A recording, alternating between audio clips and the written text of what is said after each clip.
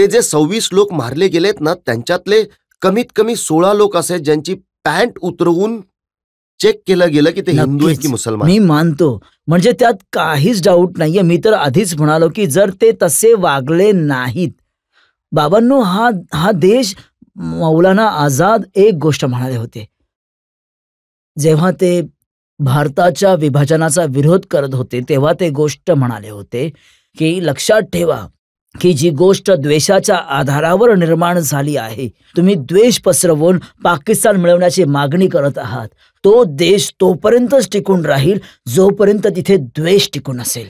ज्या दिवशी द्वेष संपून जाईल तो देश सुद्धा संपून 6 जाईल. तो दिवसांपूर्वीच कधीच तो तिथे तिथे क्रेडिबल इन्स्टिट्यूशन ज्यांची विश्वासार्हता असेल ते तिथलं सरकार नाहीये.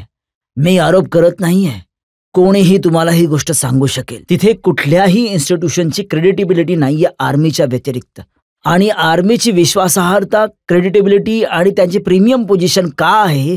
कारण त्यांच्या लोकांच्या डोक्यात ही गोष्ट घातली आहे की भारताकडून तुम्हाला धोका आहे.